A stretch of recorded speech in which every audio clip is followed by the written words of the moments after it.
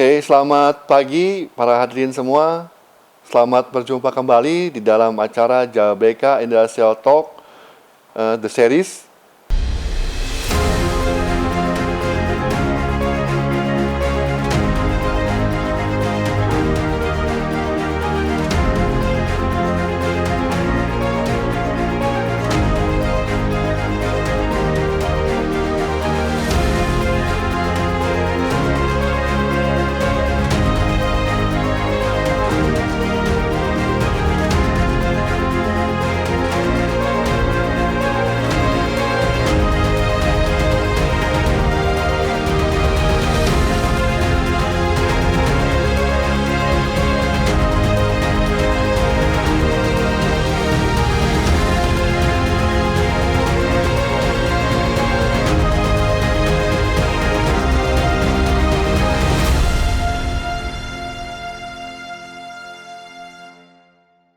Program ini akan membahas setiap minggu mengenai informasi dan update seputar dunia industri setiap minggunya. Bersama saya Rudi Subrata sebagai moderator talk show online pagi ini. Pada pagi ini kita akan membahas bersama-sama mengenai opportunities and challenges in facing the Industrial Revolution 4.0. Ini suatu tema yang menarik sekali para hadirin semua. Kenapa? Karena seperti yang kita ketahui bersama, dengan adanya pandemik ini ternyata industri 4.0 itu menjadi kebutuhan yang vital untuk dunia industri. Dengan adanya pandemik ini, semua industri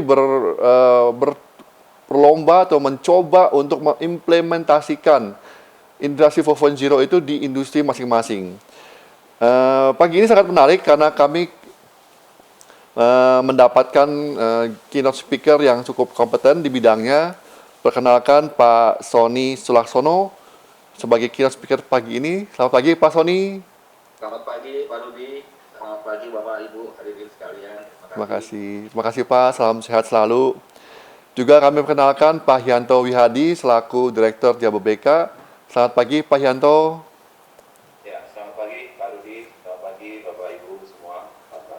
Nanti Pak Yanto akan memberikan opening speech mengenai webinar kita pagi ini. Juga kita punya panelis yang cukup kompeten juga. Yang pertama mungkin saya kenalkan Pak Fadli Hamsani sebagai Country Digital Transformation of Schneider Electric Indonesia. Selamat pagi Pak Fadli, apa kabar? Selamat pagi Pak Rudi, ketemu lagi. Bapak-bapak Ya. semua, Bapak Ibu, selamat pagi. Selamat pagi, terima kasih Pak, salam sehat juga. Juga kami sapa juga Pak Henry Paul sebagai Direktur dari ADMI Cikarang ya Pak ya. Pak Henry Paul. Selamat pagi Pak. Selamat pagi Pak Rudi, selamat pagi Bapak Ibu sekalian, salam sehat. Ya, salam sehat juga Pak.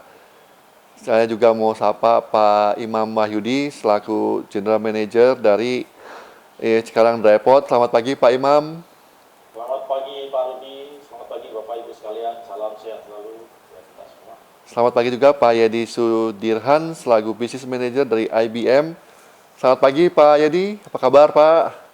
Baik Pak Rudi, selamat pagi Bapak-bapak dan Ibu-Ibu sekalian, salam sehat sejahtera selalu untuk kita semua.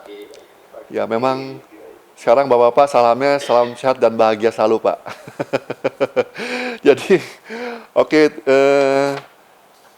memang ini yang seperti saya sampaikan bahwa industri 4.0 itu sangat luar biasa perkembangannya setelah pandemik ini. Kami dari JBK Industrial Estate sangat menghargai dan apresiasi yang tinggi kepada Pak Sony dari Kemenperin dan juga dari bapak-bapak semua. Kami dari JBK juga mohon arahannya Pak, mungkin bagaimana kita persiapan untuk melangkah lebih jauh ke industri 4.0, persiapan-persiapannya, dan juga mungkin ide-idenya dari tim bapak-bapak semua. Mudah-mudahan kita semua bisa melangkah lebih maju, mengembangkan dunia industri di Indonesia ini, dan terutama untuk JBK, customer-customernya semua bisa lebih memahami apa itu industri 4.0. Pertama-tama kami persilakan Pak Hyanto Wihadi untuk memberikan opening speech, Pak. Silakan Pak Hyanto. Terima kasih, Pak. Ya, Terima kasih Pak Rudi atas kesempatan yang diberikan. Pertama-tama kami mengucapkan terima kasih atas kesediaan daripada Pak Sony Sulaksono selaku Kepala Pusat Litbang Industri Kementerian Perindustrian. Bapak, terima kasih atas kehadirannya. Dan juga kami mengucapkan juga terima kasih kepada para pembicara yang kali ini meliputi beberapa aspek industri yang mewakili industri 4.0. Ya. Pada kesempatan ini kami PT Kawasan Industri Jababeka selaku pengelola kawasan industri sangat berbangga Pak, karena kami di dalam kawasan industri kami ini banyak tenant-tenant yang sudah mengaplikasikan industri 4.0. Ya. Kami sendiri selaku pengelola kawasan industri Jababeka akan mengarah menjadi kawasan industri yang mengaplikasikan kawasan industri 4.0, di mana kami juga berharap nantinya dari Kementerian Perindustrian juga akan memberikan semacam endorsement mana yang sebenarnya layak disebut kawasan industri 4.0. Kami berharap pada kesempatan kali ini kita bisa mendapatkan gambaran sebenarnya apa yang menjadi tantangan dan peluang untuk industri 4.0 di Indonesia saat ini. Kami percaya banyak PR-PR yang harus kita kerjakan bersama, khususnya bagaimana kita menyiapkan infrastruktur, ya, kemudian juga bagaimana kita menyiapkan SDM kita sehingga kita layak bisa bersaing dan bisa menerapkan industri 4.0. Kalau kita berbicara Pak mengenai transformasi dari Jababeka sendiri, sebelumnya kita ini dikenal sebagai kawasan industri Pak. Kemudian berkembang menjadi integrated township, dan akhirnya kita berkembang menjadi city development. Kita membangun kota-kota mandiri di beberapa kota. Kita sudah ada 5 kota yang kita sudah bangun Pak, Cikarang. Kemudian yang kedua Kendal, bekerja sama dengan Sembawang Corporation, membangun kawasan industri Kendal yang sudah mendapatkan status Special Economic Zone. Kemudian juga kita membangun di Tanjung Lesung, kawasan industri tourism, dan juga mendapatkan status Special Economic Zone. Demikian juga di Morotai, kita mendapatkan Special Economic Zone untuk tourism dan industri perikanan. Dari perkembangan ini kami berharap nantinya kami akan menjadi semacam integrated smart city. Harapannya menjadi kawasan yang 4.0. Demikian Bapak, mudah-mudahan acara hari ini dapat bermanfaat bagi kita semua, dan juga kami tidak lupa mengucapkan permohonan maaf apabila di dalam pelaksanaan acara ini ada hal-hal yang tidak sesuai atau perlu perbaikan. Demikian, terima kasih Bapak Ibu. Saya kembalikan ke Pak Rudi. Terima kasih. Baik Pak Yanto, terima kasih Pak Yanto atas opening speech-nya. Saya setuju sekali dengan Pak Yanto ya. Jadi ini sebenarnya menindaklanjuti kunjungan beberapa waktu lalu dari Kemenperin ini, Pak Sony dan Bapak-Bapak semua. Jadi kami dari Jababeka Industrial Estate sangat ini ya, menghargai segala support dukungan dari tim Kemenperin dan Bapak-Bapak semua. Sehingga kita harapkan sesuai dengan tadi arahannya Pak Yanto, Jababeka akan menjadi sebuah smart city yang sudah full 100% menerapkan industri 4.0. Oke, tanpa beberapa lama kami persilakan Pak Sony Sulaksono sebagai Direktur dari R&D dari Kemenperin. Mungkin kita akan semua mendapatkan pencerahan nih dari Pak Sony. Sebenarnya gimana sih industri 4.0, the real industri 4.0 gitu Pak Sony. Silakan Pak Sony. Terima kasih Pak Rudi. Yang saya hormati Pak Yanto Wihadi, Direktur PT Jawa BK TBK, Pak Rudi Subrata sebagai GM dari Jawa BK, kemudian juga ini sahabat saya Bang Fadli Hamsani dari Schneider, Pak Yedi juga dari IBM ya yang berada di kawasan Jawa BK, Pak Henry Paul, ini Direktur Politeknik Industri ATMI. Ya. Ini kemudian juga Pak Imam Wahyudi yang GM sebagai GM ya di Cikarang Dry Port. Serta Bapak Ibu hadirin sekalian, Assalamualaikum warahmatullahi wabarakatuh. Salam sehat, salam sejahtera untuk kita semua. Bapak Ibu sekalian, marilah pertama-tama kita panjatkan puji syukur kehadirat Allah Subhanahu wa taala yang atas berkat rahmatnya hari ini kita bisa berkumpul secara virtual ya di acara webinar yang diselenggarakan oleh PT Jawa BK bekerjasama dengan Kementerian Perindustrian, Schneider serta berbagai pihak lainnya ya. Di sini ada ATMI, ada IBM. Dalam acara webinar berjudul Challenge and Opportunities in Facing the Industrial Revolution 4.0. Bapak Ibu hadirin sekalian, seperti kita ketahui bersama pada saat ini dunia ini sedang dihadapi dengan masalah selain pandemi COVID-19. Juga sudah berjalan revolusi industri yang keempat di seluruh dunia. Khusus untuk yang revolusi industri 4 ini telah mendisrupsi berbagai macam jenis kegiatan bisnis. Nah, namanya disrupsi ini bisa memberikan juga opportunities sebetulnya ya, tidak hanya challenge tapi juga opportunities bagi perusahaan-perusahaan yang mampu menjawab opportunities ini ya. Bagaimana sekarang industri-industri yang berada di suatu negara, di suatu kawasan itu mampu lebih melayani demand side yang sangat berubah cepat sekali. Bahkan kadang-kadang sangat spesifik kebutuhannya, berbeda satu dengan yang lainnya. Jadi harus ada flexibility disertai dengan kecepatan dalam pelayanan. Salah satu faktor pendorong keberhasilan penerapannya tentunya adalah tersedianya infrastruktur digital.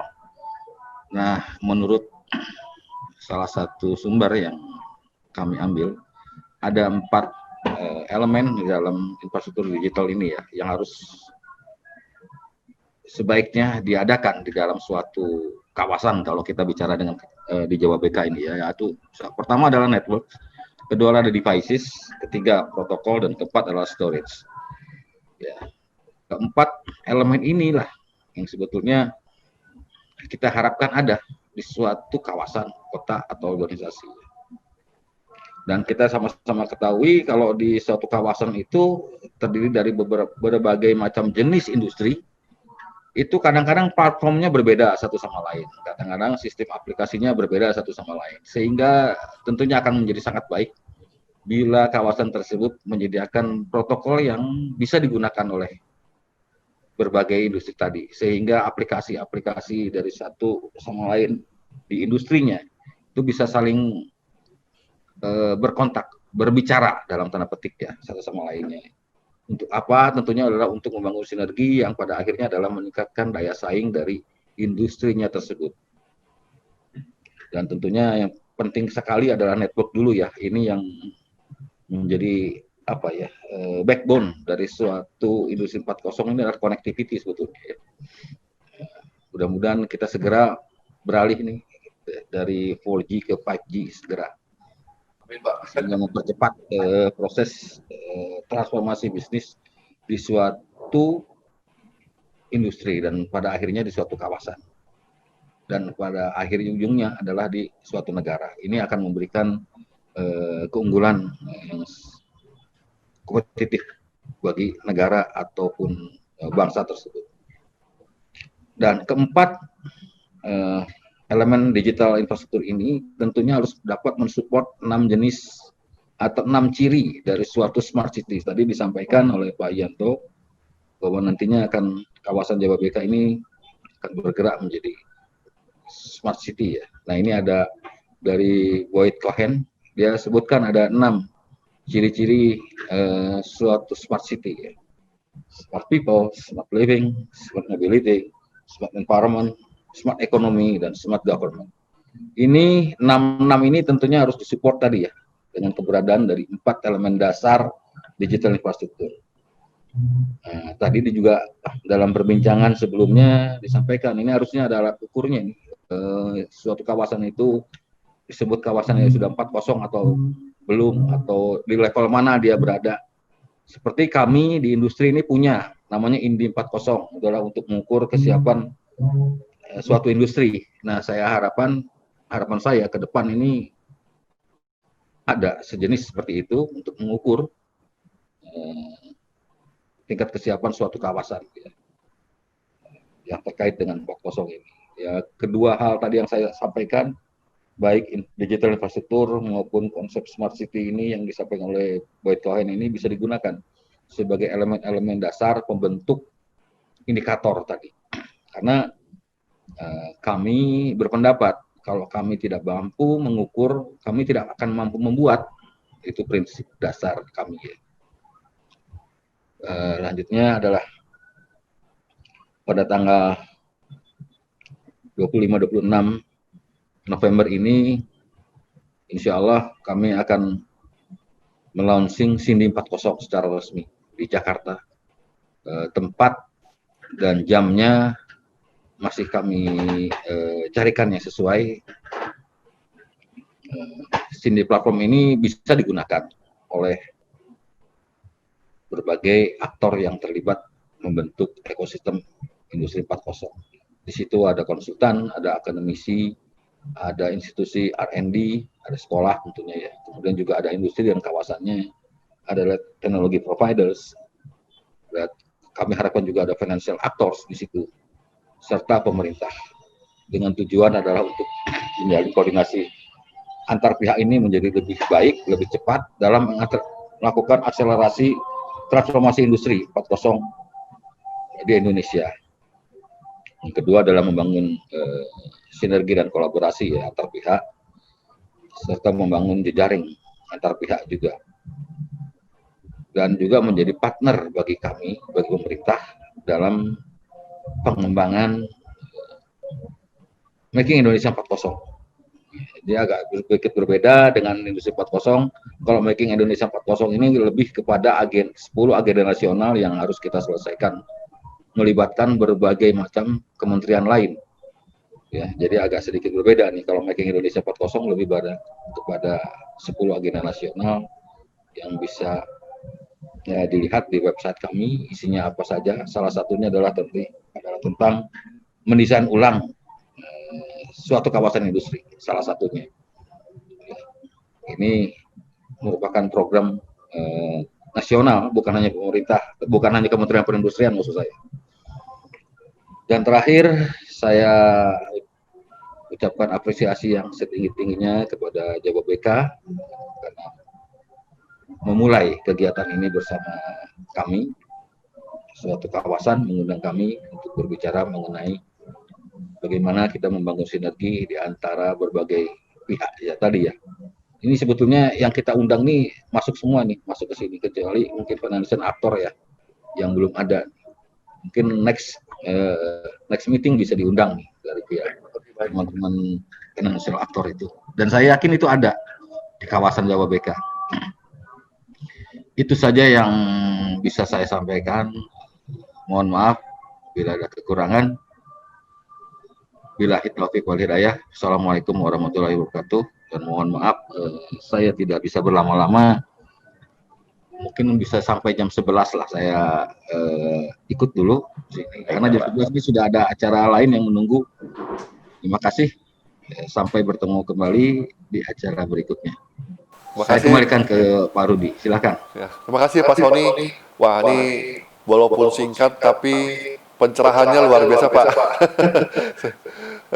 Mungkin nanti Pak Sony kami juga mohon izin Pak, mau undang Pak Sony lagi dari Kemenperin mengenai kita akan diskusi mengenai biotech Pak Sony nanti mungkin nextnya saya akan raise lagi karena gini kami dan bapak-bapak semua pasti yang di sini join dan yang di sebagai audiens pasti sangat menunggu Pak arahan dari Kemenperin supaya kita in the right track menuju industri 4.0 Pak Sony.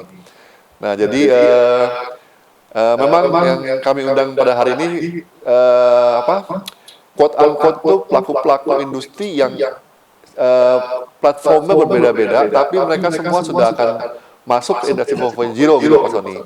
Nah, jadi nanti mungkin akan lebih menarik waktu kita diskusi next-nya.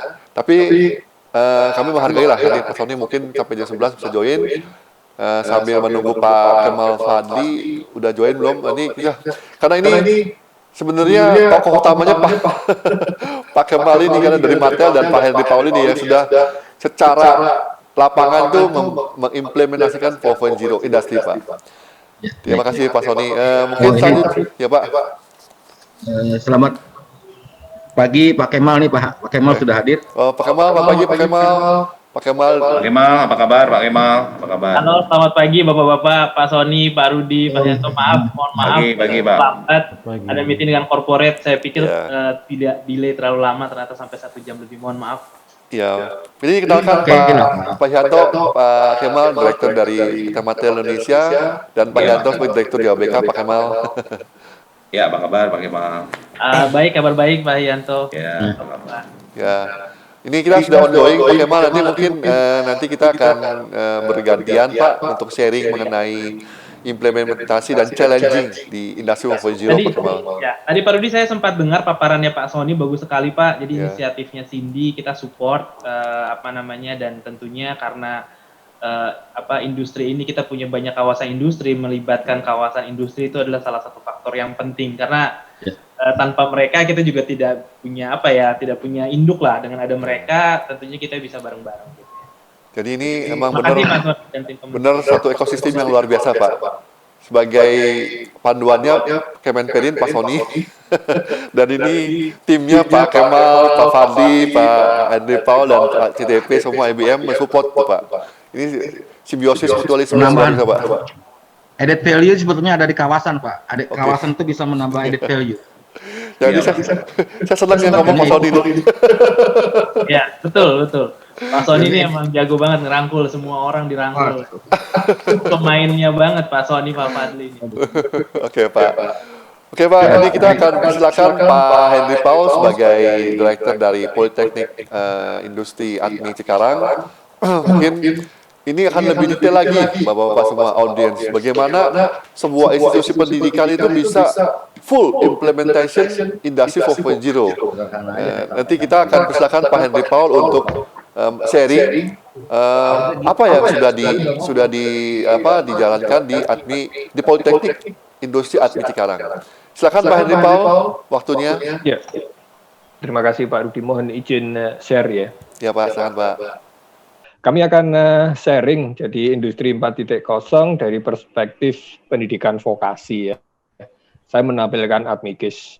Jadi apa yang Admi lakukan step by step mengarah ke industri 4.0. Jadi kalau disebut bahwa Admi sudah menerapkan industri 4.0 itu masih jauh dari apa yang sebetulnya terjadi di dalam ekosistem industri 4.0.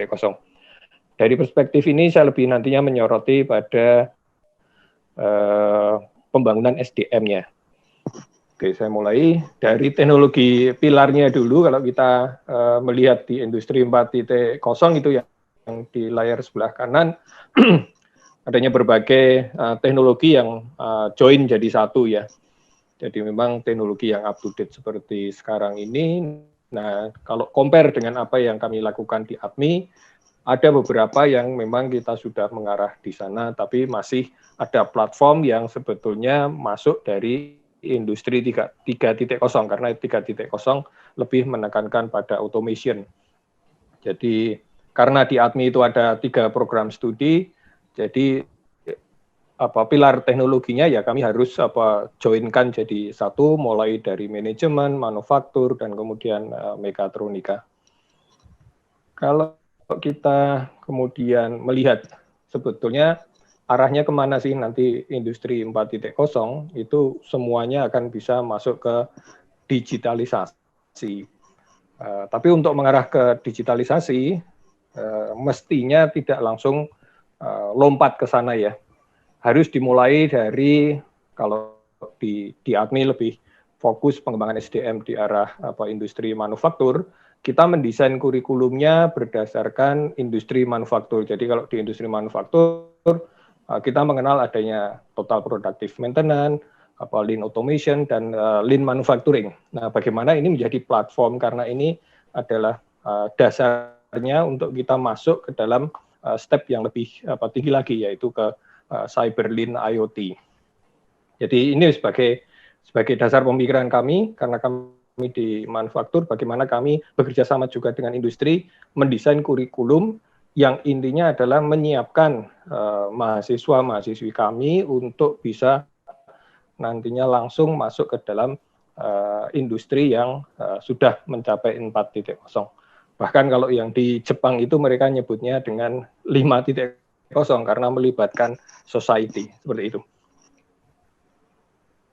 Kemudian kalau lihat dari top skill 2025 ya, berdasarkan dari World Economic Forum, di mana seorang pekerja itu nanti diharapkan adanya muncul analytical thinking, active learning, complex problem solving, critical thinking analysis, dan lain sebagainya. Dan itu memang ke depan sudah tidak bisa terhindari lagi. Nah, kadang kalau dari ADMI melihat dari sisi edukasinya, bagaimana kita menyiapkan anak-anak muda ini untuk bisa masuk ke dalam model industri yang memang baru. Jadi dari kami selalu menekankan adanya kompetensi, dikalikan soft skill, bukan hanya ditambah. Kalau ditambah itu sedikit, kalau dikalikan itu nanti multiple lagi atau dikalikan lagi dengan karakter. Tapi karakter yang seperti apa? Karakter yang mestinya sangat mendalam atau terbadankan. Jadi day to day-nya itu mereka sudah melakukan, tidak hanya sekedar masuk ke dalam kurikulum, misalnya kurikulum mengenai kejujuran harus diimplementasikan, tidak hanya bisa diajarkan di dalam ruang kelas, sehingga role model para tenaga pengajar itu sangat dibutuhkan. Karena kembali lagi pada saat kita juga FGD dengan beberapa industri selalu menekankan saya butuh orang yang punya karakter baik. Kompetensi ya, soft skill ya, tapi karakter harus baik. Saya rasa nanti Bapak dari industri juga akan memberikan masukan karakter-karakter apa yang dibutuhkan nantinya di industri. Kalau di ADMI sendiri kita punya misi 3C, kompeten, conscient, dan compassion. Ini yang terbadankan di dalam keseharian kami. Jadi terrefleksi bagaimana kompeten itu masuk di dalam kualitas, baik itu kualitas orangnya, kualitas produknya, bagaimana dia disiplin, kemudian dari moral responsibility-nya, tapi juga harus social awareness. Jadi kalau dari sisi value-nya, bagaimana kita bersolidaritas ke orang lain sejauh itu, tanda kutip, bukan solidaritas tanpa batas ya, tapi memang solidaritas untuk kemanusiaan. Nah, salah satu yang kami lakukan misalnya dari solidarity ini, apakah ini ada hubungannya nanti dengan industri 4.0, tapi kami juga merawat bumi ya. Jadi kalau di ADMI sekarang kita sudah mengurangi banyak sampah plastik atau penggunaan plastik yang recycle itu sudah kami kurangi atau kami himbau untuk tidak dibawa lagi atau dipakai. Kemudian juga kalau makan di kantin itu juga harus dihabiskan karena kita melihat bahwa masih banyak saudara kita di luar sana yang tidak bisa makan dalam sehari. Kenapa kita makan kemudian tidak dihabiskan? Itu adalah value-value yang coba kita lakukan setiap hari dan juga untuk mahasiswa. Smart people Pak Ferdi. Smart people seperti yang disampaikan Pak Sawi tadi. Smart people, ini makan mesti habis. Seperti itu, Pak. Iya. Jadi harapannya nanti di samping tadi kompeten mungkin bisa mengoperasikan milling atau mengoperasikan robot atau bahkan membuat robot, tapi karakternya ini menjadi penting. Karena kemudian kalau karakternya tidak bagus ya teknologi bisa dipakai dipakai dari sisi yang sebaliknya. Itu yang kita khawatirkan sebetulnya. Nah, ini model pendidikan ADMI kita menyebutnya hybrid system. Jadi sebenarnya tantangan atau peluang adanya COVID ini membuat ADMI mempercepat pendidikan yang basisnya itu online. Nanti ada sedikit tampilan bagaimana kami mendesain remote lab juga. Konvensional pendidikan kami berdasarkan PIBET ya, Production Based Educational and Training. Jadi bahan ajar kami itu selalu datang dari industri, di mana 2/3 kita lakukan praktikal, 1/3-nya teori. Satu mesin, satu mahasiswa. Kami punya D3 dan sekarang sudah ada D4 untuk mekatronika, jadi sarjana terapan untuk mekatronika. Di semester akhir, 1 tahun terakhir, itu mereka kita magangkan atau internship. Nah, internship dengan industri ini kita duduk bersama terlebih dahulu dengan industri. Targetnya apa? Jangan sampai nanti magang itu ya mohon maaf menjadi tukang fotokopi atau tukang suruh sana sini gitu kan. Tapi benar-benar kita duduk bersama dulu dengan industri, kemudian targetnya apa? Termasuk nanti tugas akhir atau TA-nya mahasiswa itu harus membawa value juga ke industri. Bahkan sekarang tahun depan itu kita sudah menjelaskan ke para mahasiswa juga, tugas akhir kelulusan 50% ditentukan oleh industri. Oke. Jadi ini kita buka kesempatan juga untuk industri memberikan masukan yang luar biasa. Jadi ke mahasiswa nanti kalau magang di industri dia tidak, nah ini kalau sepintas ekosistem yang kami bentuk ya di ADMI, internal ADMI sebetulnya. Jadi fokus kami di line nomor 2 ini. Jadi fokus kami adalah people development. Kami memiliki SMK, kami memiliki politeknik, kami memiliki unit bisnis yang memang dia bergerak di inkubator bisnis. Kemudian di bawahnya ini adalah industri yang kami bentuk untuk mensupport unit pendidikan. Jadi istilahnya kalau di pendidikan kita nyebutnya productive education, kalau di unit bisnisnya kita menyebutnya adalah educative production. Jadi produksi yang mengedukasi. Di mana kami juga punya beberapa partner industri yang memang dia direct support ke ekosistem kami. Kurang lebih ekosistem yang sekarang terbentuk ADMI Solo maupun ADMI Cikarang adalah seperti ini, dan ini sudah kami lakukan dari sebetulnya sejak awal ADMI berdiri kita mencoba melakukan ekosistem ini. Tadi kalau bagaimana kita bekerja sama dengan beberapa stakeholder dalam pengembangan SDM. Pak Sony, ini kami bekerja sama dengan BPSDMI, dengan Lexer Jepang, JIKA Jepang, Fuso, Denso, Kemenperin. Kerjasama dengan kita. Ya Pak, ini sudah kita lakukan kemarin training of trainer. Ada 5 orang trainer kami mengikuti pelatihan yang sekarang adalah program batch 1-nya Pak, 9 sampai 13 November, pelatihan Lean Manufaktur. Ada 20 peserta. Ya, ada 20 peserta Pak saat ini pelatihan. Pelatihannya sekarang masih kombinasi antara offline dengan online Pak. Pelatih masih langsung dari Jepang sana. Makanya. Terima kasih sudah bekerja sama, diundang, boleh berkolaborasi dengan rekan-rekan Jepang maupun dari Kemenperin Pak.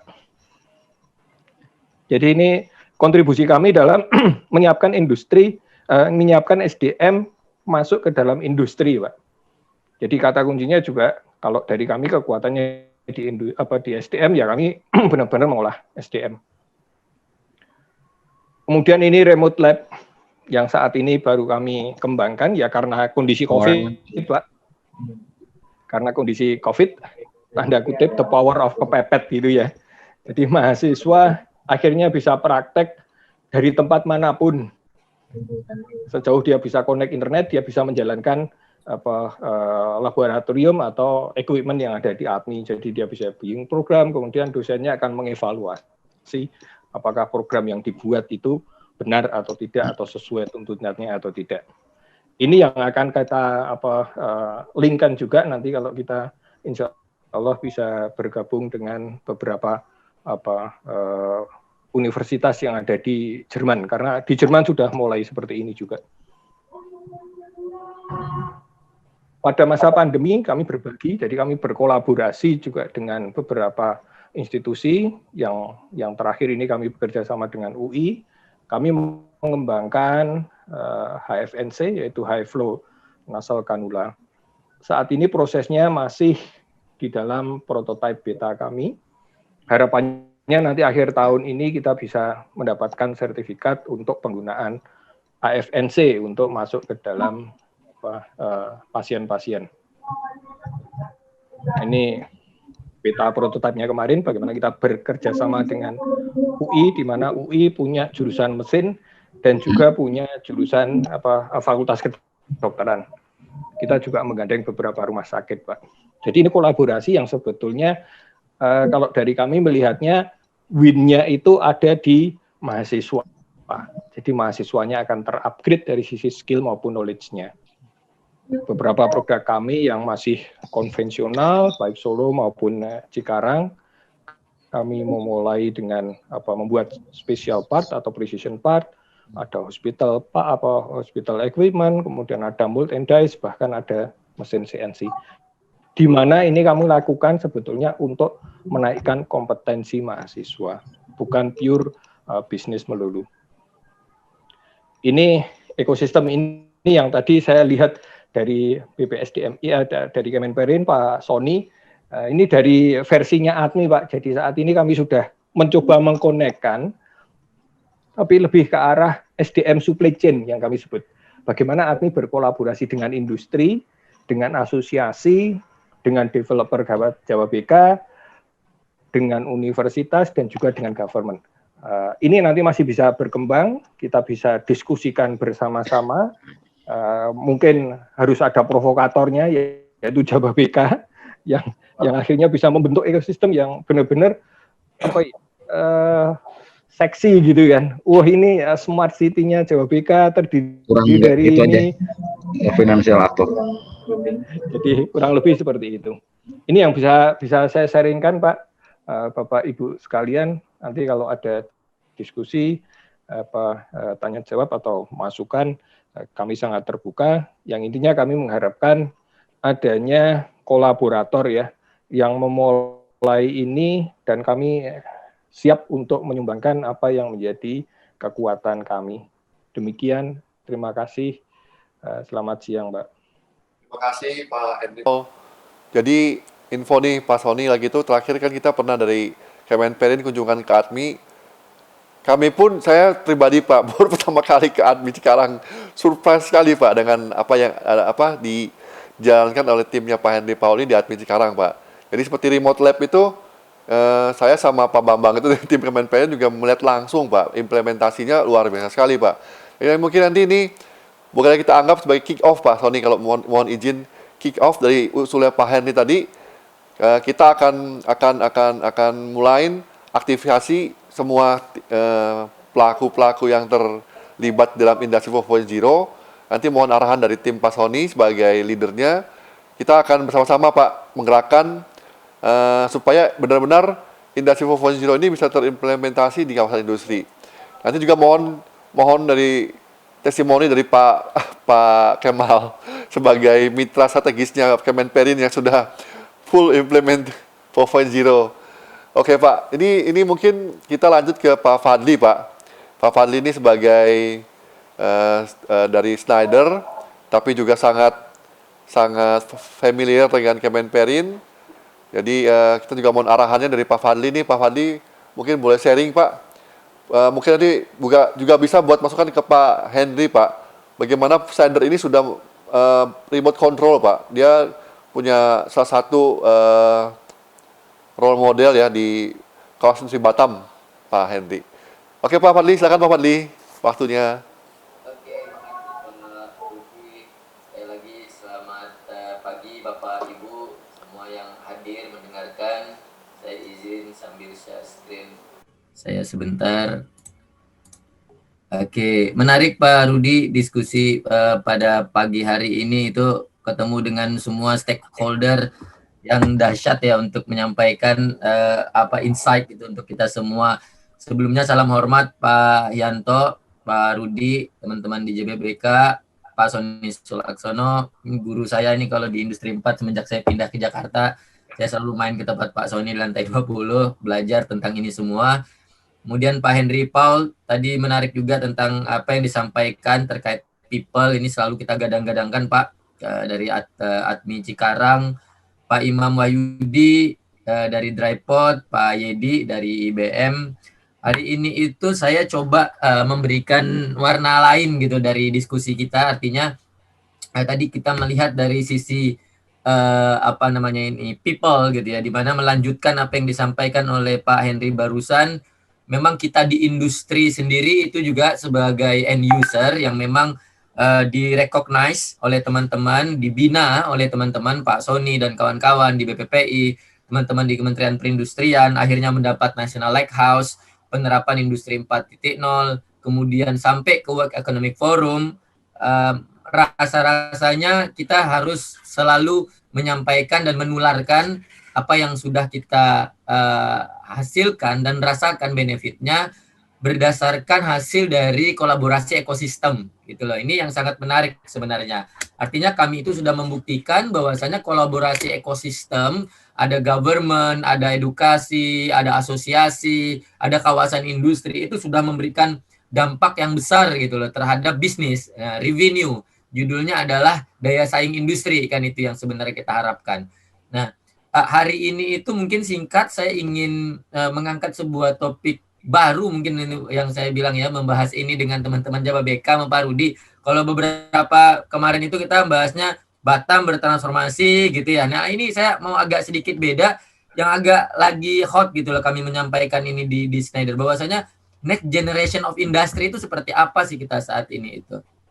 Rekan-rekan, Bapak Ibu sekalian, pada saat kita melihat topik next generation of industry gitu ya, di mana tadi poin kolaborasi itu adalah poin yang tidak bisa ditinggalkan gitu ya.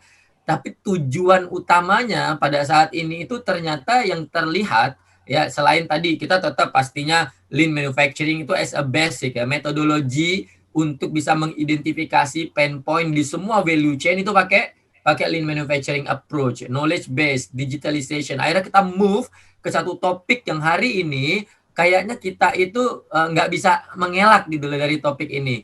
Ada 3 hal yang paling selalu kita bahas dan menjadi penggerak gitu ya. Masalah efisiensi, masalah resiliency, dan masalah sustainability gitu. Nah, melihat dari baik itu transformasi industri 4.0 ataupun transformasi pandemik ini gitu loh. Artinya efisiensi, resilience, dan sustainability ini menjadi sebuah topik, hot topics gitu loh in the world. Apalagi kita juga sekarang sudah memasuki itu di Indonesia. Nah, apa hal yang ingin saya garis bawahi juga di sini adalah adanya bold move gitu yang harus kita lakukan. Kita harus bergerak nih, kata Pak Sony tadi itu smart people-nya, nanti city smart city-nya, smart operation-nya, smart manufacturing-nya, semua ke sana. Artinya baik itu dari edukasi, asosiasi, end user di bisnis, startup yang bermunculan, kemudian kawasan industri yang sekarang bergerak juga seperti yang Pak Yanto sampaikan untuk bergerak menjadi kawasan industri ke arah Gen 4 gitu yang disampaikan oleh teman-teman Kementerian Perindustrian. Ini gara-gara apa? Kita harus melakukan bold move gitu, Bapak-bapak Ibu sekalian. Not only step change, kita nggak bisa lagi hanya continuous improvement sederhana. Kita harus lakukan bold move yang besar. Karena apa? Karena in reality-nya saat ini itu kita berada di kondisi baru, new, dan unpredictable gitu, unpredictable world. Kita nggak tahu nih apa yang terjadi saat ini dan apa yang akan terjadi di masa yang akan datang. Nah, topiknya jika kita mengangkat dalam konsep of Industry 4.0, menciptakan sebuah smart manufacturing, katakanlah kita berada di kawasan industri, di dalamnya ada tenan-tenan, dilengkapi oleh vokasi-vokasi pendidikan, dilengkapi dengan facility, baik itu facility yang sifatnya digital seperti data center, backbone network, tadi yang disampaikan oleh Pak Sony, termasuk juga storage sampai ke sistem blockchain-nya nanti misalnya ke forwarder, dry port, dan lain-lainnya. Ini sebuah satu integrasi dari sebuah smart manufacturing sebenarnya. Nah, apa yang menjadi key point as a enabler dalam sebuah smart manufacturing itu ternyata masih automation technology, Bapak Ibu sekalian. Artinya, kalau saya boleh kasih sebuah highlighted physical need, itu memang harus bertemu dengan digital world gitu loh. Kayak sekarang lah, kita melakukan diskusi ini, ya tadinya kan fisikal, sekarang kita digital, tapi look like we meet each other, tetapi difasilitasi dengan digital world. Nah, ini yang saat ini harus dipahami oleh kita semua. Kita tidak bisa mengelak lagi gitu loh, bahwasanya this is disruption. Ini sebuah disrupsi yang mau nggak mau teman-teman di vokasi mempersiapkan people-nya, teman-teman di kawasan mempersiapkan infrastrukturnya, teman-teman di government mempersiapkan regulasi dan harmonisasi dari sisi kebijakannya dan arahan-arahan untuk bergerak bersama-sama dalam sebuah payung ekosistem. Nah, ini yang menarik sebenarnya. Akhirnya kita sebagai end user, sebagai factory, sebagai industri, saya, Pak Kemal, dan lain-lainnya, itu punya guidance yang jelas untuk mendapatkan better outcome-nya gitu lah. Karena pasti ujung-ujungnya kita membahas 3 hal lagi, balik lagi, sustainability, efisiensi. Nah, yang harusnya muncul saat ini, dan kami sudah rasakan juga pada saat kita bertahan di kondisi yang berubah saat ini, baik itu gara-gara digitalization ataupun juga gara-gara pandemik yang mengakibatkan digitalization itu menjadi terakselerasi, adalah faktor agility. Seberapa agile kita, seberapa agile perusahaan kita, seberapa agile company kita, atau seberapa agile organization kita, apapun itu organizationnya, untuk selalu meng-empower our workforce dan untuk melihat embrace the next generation of people. Karena dua hal di bawah, embrace our workforce, embrace next generation of people, empowering our workforce, ini sebenarnya hal yang selalu kami gadang-gadangkan juga, bahwasanya penerapan industri 4.0 yang diharapkan itu tidak melulu membahas tentang menghilangkan, kemudian juga meniadakan, tetapi dalam konsep of empowering. Bagaimana caranya kita menggunakan digital solution, penerapan industri 4 yang sudah kami rasakan benefitnya untuk meng-empower our workforce. Nah, integrated energy dan automation diharapkan untuk bisa ngedrive profitability dan sustainability. Terakhir, improve capital efficiency, operational profitability itu bisa terlihat dari hasil-hasil yang kami dapatkan bersama kita berkolaborasi dengan partner kita. Electrical, consumption, CapEx reduction, komponen, spare part, dan lainnya bisa reduce. Proses efisiensi bisa reduce, bisa naik. Kemudian downtime bisa reduce sampai 15%. Profitability in term of improvement bisa naik sampai 3%. Ini sebenarnya angka-angka yang akan muncul setelah kita bisa melakukan assessment baseline di masing-masing install base industri yang kita miliki. Unified Power and Process Automation. Dengan new arsitektur, kita sangat mudah sebenarnya untuk menggabungkan antara energi dan automation yang kita tidak bisa hindari. Dan hal ini menjadi sebuah key enabler pada saat kita ingin mengimplementasikan dan merasakan new revenue dari dampak industri 4.0. Terima kasih. Think big, start small, move fast. Selalu saya sampaikan, kita harus mengakselerasi digital transformation ini secara bersama-sama, secara kolaborasi. Sangat senang hari ini sekali lagi dan mungkin beberapa kali saya ikut join bersama Pak Rudi dan teman-teman di Jababeka. Hari ini berkumpul dengan semua ekosistem yang ada untuk menyampaikan bagaimana kita sangat-sangat passionate untuk bisa berkolaborasi dengan semua stakeholder. Terima kasih. Saya akhiri, Pak Rudi. Terima kasih. Terima kasih Pak Fadli. Ini endingnya sangat berkesan ya. Start small, think big, move fast. Oke Pak Fadli, terima kasih Pak Fadli. Itu kata-kata mutiara dari chairman kami, luar biasa Pak. Jadi memang Pak Fadli ini sangat aktif ya di dunia industri 4.0, sehingga kami sangat berterima kasih atas sharingnya hari ini lah Pak Fadli. Nah, kita ada speaker juga Pak, ini dari IBM, Pak Yedi Sudirham. Ini juga sangat interesting sih, kalau saya pernah satu waktu webinar dengan Pak Yedi, makanya mungkin kami butuh juga sharing dari Pak Yedi pada hari ini. Bagaimana sih langkah-langkah yang sudah dilakukan oleh IBM di dalam penerapan Industri 4.0 ini, dan bagaimana sih tantangannya di sisi IBM? Silakan Pak Yedi untuk sampaikan sharingnya, Pak Yedi. Iya, terima kasih Pak Rudi, terima kasih juga kepada Pak Fadli, Pak Imam, Pak Yanto, Pak Sony yang diwakilkan Pak Firman, dan juga Pak Fadli ya Pak. Saya tadi sudah mendengarkan sesi dari Pak Fadli yang menurut saya ini sangat align sekali, Pak. Khususnya dari apa yang memang sedang dicanangkan juga oleh Jababeka dalam approach mengarah ke arah Industrial 4.0.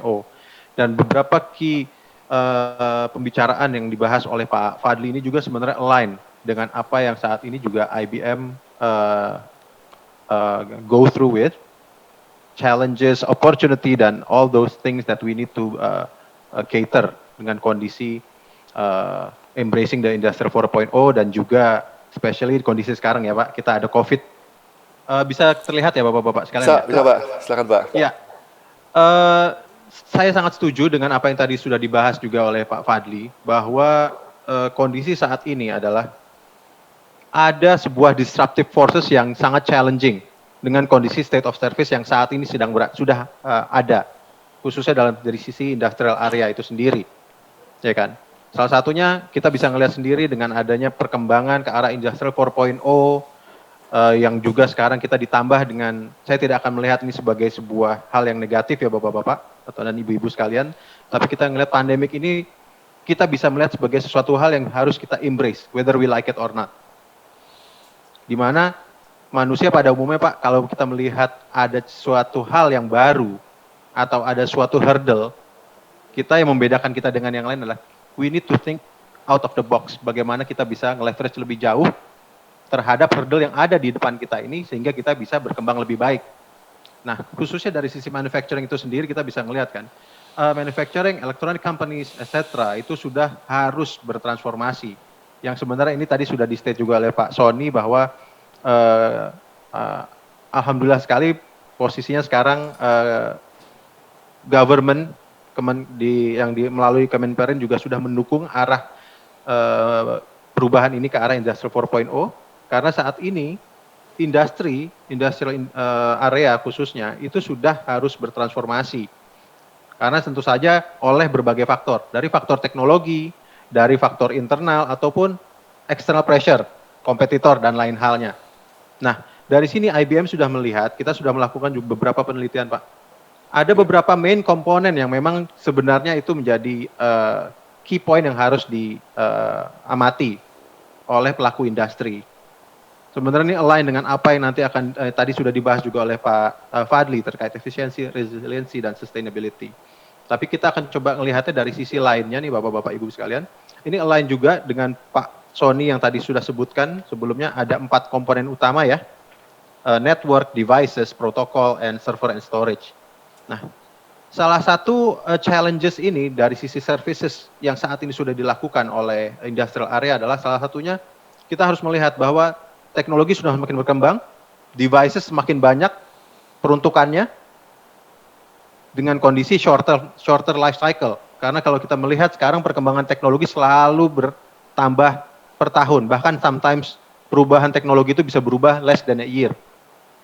Impact-nya dari sisi itu atau apa? Ini berhubungan juga dengan Pak Paul juga tadi. Demand for technician and skill are increasing, while supply is being challenged.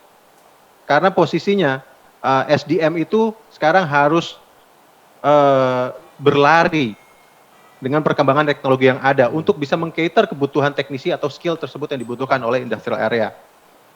Tentu saja kalau kita berbicara industrial area, kita ngomong ke arah bisnisnya, ada pressure kan untuk melakukan cost reduction, tapi kita harus bisa generate more revenue. Revenue ini bisa dari sisi benar-benar pure revenue, tapi juga kita bisa ngelihat sekarang kita tidak hanya bisa ngejual barang, tapi kita juga harus melihat client satisfaction, response time untuk dari service kita, NPS, Net Promoter Score, dan lain halnya. Karena tidak bisa kita hanya berbicara kondisi business chain atau supply chain ini hanya per kotak-kotak. Kita harus ngomong, kalau udah ngomong Industrial 4.0, we need to think all. Seperti yang tadi Pak Fadli bilang, think big. We need to think out of the box. Nah, inilah juga posisinya untuk meng-cater itu semua. Service, quality, response time dari sisi industrial area ini juga harus di leverage lebih jauh. Nah, tambahan lagi tadi, kita sudah tahu ada saya nggak akan bilang sebagai challenge atau in a negative way, but ada pressure dari kondisi yang sekarang kita alami globally. Nah, ini juga sebenarnya dari sisi service di industrial era harus kita pikirkan transformation-nya seperti apa. Dari sini kita bisa lihat ada 4 komponen utama. Pertama dari sisi proses. Secara umum apakah proses yang sekarang sudah kita lakukan itu sudah adequate enough or we need to think more. Poin kedua tentu saja kita harus melihat dari proses yang ada ini, kita juga harus melihat apakah kita mempunyai knowledge yang cukup untuk bisa meng-cater proses ini. Berkesinambungan, align with that. Also, availability. Kalau kita udah ngomong proses, knowledge-nya bisa kita cater, apakah ketersediaan availability itu sudah bisa kita provide? Kalau kita bilang di COVID kan, how do we help employees balance work life and safety? Safety ini salah satunya related dari sisi COVID yang sekarang sudah kita lalui bersama, kita duduk berdiskusi melalui kalau bahasa Indonesia kita ngomongin daring ya Pak ya, online semua. Dan inilah sebenarnya kita mau tidak mau kita harus embrace dengan memanfaatkan teknologi yang ada. Teknologi ini ada 2 poin utama, benar. Tadi Pak Fadli juga bilang kita harus menyiapkan tools, automation dan lain halnya. Tapi teknologi itu juga akan dibagi dari sisi apakah proses untuk orang yang mengerjakan menggunakan tools atau teknologi tersebut tetap harus bisa kita cater keselamatannya. In this case, in a remote working environment. Nah, ini yang sebenarnya dari sisi kita, Pak. Kita sudah melihat industry trend and pressure yang membutuhkan service transformation. Pertama, tentu saja setiap industri itu harus memiliki demanding self-service capabilities dan juga omni-channel support untuk mensupport kebutuhan bisnis itu sendiri. Kita nggak bisa serta-merta sekarang berdiri sendiri, tapi dengan kondisi sekarang, better we collaborate together. Dan inilah mungkin sebenarnya cocok juga nih karena kan dari sisi Jababeka ya Pak Rudi ya. Iya Pak. Sebagai, saya akan menyebutkan Jababeka sebagai agregator nih ya, terhadap para pelaku industri yang bernaung mungkin di dalam Jababeka Industrial Estate, di mana Jababeka juga positioningnya bisa menjadi salah satu omnichannel support kebutuhan, khususnya dari sisi teknologi ataupun persiapan untuk ke arah Industrial 4.0. Iya Pak. Nah, ini akan related juga dari sisi technical skill-nya. Ini benar-benar align tadi dengan Pak Paul ya, khususnya dari sisi technical skills and need to be retained and acquired. Retain berarti apa? Yang sudah ada, kita leverage lebih jauh, Pak, ilmunya. Jangan serta-merta, karena ini kita mau bergerak cepat, positioningnya kita tetap harus bisa retain skill set orang-orang resource yang sudah ada. Kita leverage lebih jauh ilmunya mereka. Karena dari situ, kita akan bisa melihat bahwa orang yang sudah stay, let's say dalam satu company sama, dia memiliki poin plus yang tidak dimiliki yang lain. Dia sudah mengetahui ekosistem company tersebut atau industrial tersebut. Kita leverage knowledge-nya. Impact-nya adalah memang in the end it's all about whether the person itself or the individual itself willing to learn or not. Karena kita harus bergerak bersama-sama. Bahkan dalam satu industri pun tetap harus ada kolaborasi. Ini yang sebenarnya related nanti posisinya kayak tadi Pak Fadli bilang, kita harus agile. We need to think fast, act fast, and reach for higher position. Nah, kedua, new customer model dan new technologies seperti automation. New customer model seperti apa? Positioningnya kalau kita ngomong based on mungkin yang saya akan sebut colonial ways ya Pak ya, bukan millennial ways. Colonial ways basically, customer model. Mungkin kita hanya langsung ke distributor atau let's say kalau kita ngomong retail langsung ke market directly. Tapi customer models ini dengan kondisi sekarang, we need to think out of the box. Kita bisa nge-leverage customer ini dengan cara seperti apa? Apakah dengan the old ways atau we can actually leverage more dengan kondisi teknologi yang sudah semakin memadai seperti saat ini. Nah, ketiga komponen di atas itu akan sangat align juga dari sisi increasing competition. Dari traditional competition sama emerging players. Tadi Pak Fadli juga sudah bilang, banyak fintech, banyak startup yang belum, let's say belum 5 tahun, belum 10 tahun, mereka sudah levelnya unicorn. Nah, posisi ini kita bisa melihat apakah mereka posisinya itu bisa sebagai kompetitor, atau kita bisa contoh mereka ini bisa berhasil seperti apa? Apakah hal tersebut bisa kita implementasikan di vertical industry kita ini sendiri? Poin mana yang kita bisa ambil? Nah, inilah yang juga harus kita leverage lebih jauh. Selanjutnya tentu saja improving service quality. Sembari kita melakukan cost reduction dengan mengimplementasikan automation dan lain halnya. Karena kalau kita melihat customer itu bukan hanya beli putus ya, Pak Rudi dan Bapak-Bapak sekalian. We need the customer to actually like us more, hingga mereka itu akan menjadi pelanggan tetap, Pak. Iya, setuju Pak. Iya kan? Sembari kita juga akan leverage market lebih jauh. Iya, setuju. Nah, bagaimana caranya? Tentu saja service quality yang harus kita improve.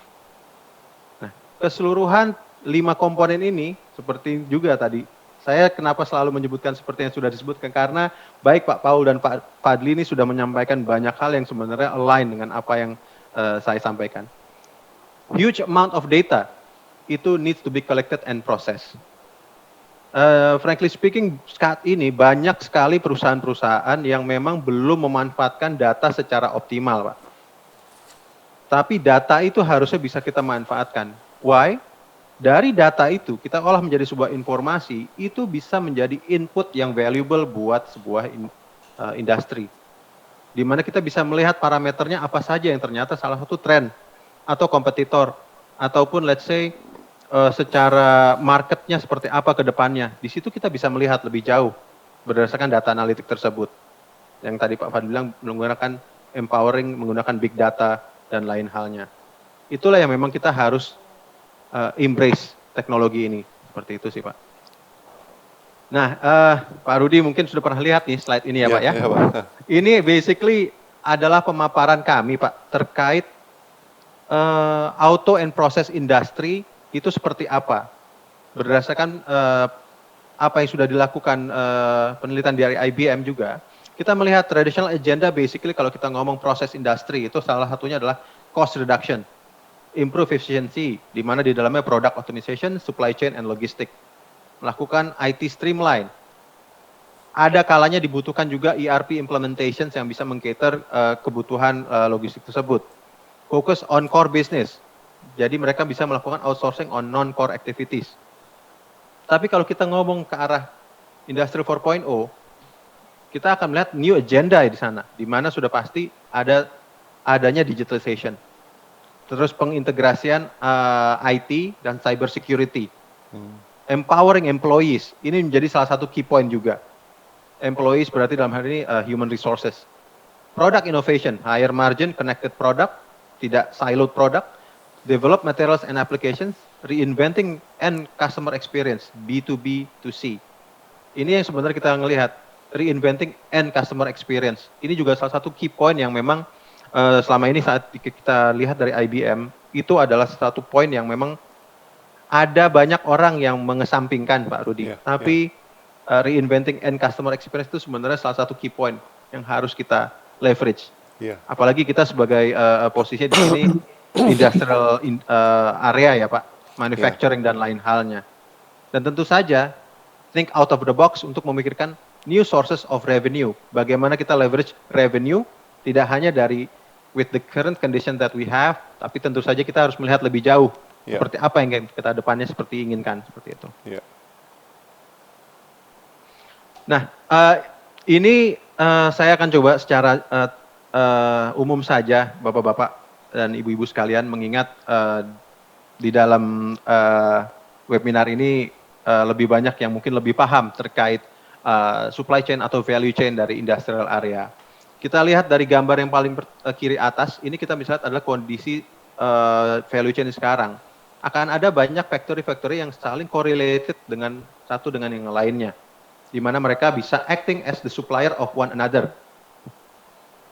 Nah, ini sebenarnya adalah horizontal integration melalui value networks yang ada. Ini berdasarkan apa yang IBM experience globally also, seperti itu. Nah, kalau kita udah ngomong Industrial 4.0, komponen di atas harus kita leverage lebih jauh, Pak. Jadi kita bisa lihat gambar kiri bawah adalah pertama, itu saya product design and development, product planning, product engineering, production, and in the end we need to go through to services. Ya kan? Services itu related tadi dengan end user disruption tersebut. Ya. Nah, sekarang kita lihat kalau kita ngomong Industrial 4.0, pertama pasti akan melakukan based on cyber physical system, di mana secara umum adalah kita mengintegrasikan teknologi dan physical system yang sudah ada. Tentu saja kita akan menggunakan IoT hingga bisa nge-leverage yang tadi sudah disebutkan Pak Sony mungkin ya, smart factories, mungkin tadi smart cities, kita ngomong lagi smart supply chains, smart product, di mana kebutuhan-kebutuhan itu adalah key feature apa? Real time monitoring yang harus kita butuhkan, dynamic engineering process, dynamic business process, and optimized decision making. We need to act fast, kita harus agile, seperti itu. Nah, apa sih primary goals-nya sebenarnya? Why we're moving forward to Industry 4.0? Pertama, udah pasti kita increase efficiency and productivity. Yang kedua adalah meeting individual customer requirement. Jadi, customer kita itu adalah kita anggap sebagai part dari ekosistem kita. Kita tidak bisa bilang customer ya, just customer. No, customer is a part of our ecosystem. And we need to collaborate with them. Tentu saja akan difokuskan tadi, kalau kita ngomong dari Pak Sony menginformasikan terkait 4 komponen utama tersebut adalah dari sisi protokol, yaitu platform atau tools. Kalau kita ngomong Industrial 4.0, salah satu yang harus di-leverage automation atau software defined product juga harus kita dilakukan. Itulah yang harus kita leverage lebih jauh agar proses pembuatan atau roadmap ke arah Industrial 4.0 ini bisa optimal. Nah, ini sedikit gambaran saja Bapak-bapak, Ibu-ibu sekalian terkait seperti apa sih bubble based on our understanding terkait Industrial 4.0. Industrial 4.0 itu basically it's related with process transformation and new business model, di mana nanti di dalamnya adalah melakukan integrasi atau kolaborasi antara cyber atau I can say software atau internet digabungkan dengan physical system yang ada. Nah, berarti ekosistem ini harus salah satu yang diutamakan adalah it needs to be an intelligent ecosystem. Tadi juga sudah disebutkan automation, robotic process automation, di mana komponen cyber physical system ini akan di-leverage lebih jauh nanti per node-nya menggunakan IoT. Yeah. Devices tersebut, it's a instrumented devices, interconnected, menggunakan connectivity yang handal, bisa dimonitor in real time, sehingga bisa meng-ensure dan mengoptimize cycle dari production sebuah industri itu sendiri, Pak Rudi. Ya. Nah, ini adalah salah satu sebenarnya based on our investigation ya Pak. Jadi kita akan melihat kalau kita berbicara terkait Industrial 4.0, tadi kan sudah disebutkan ada salah satunya server storage dan lain halnya, network, tools dan lain halnya.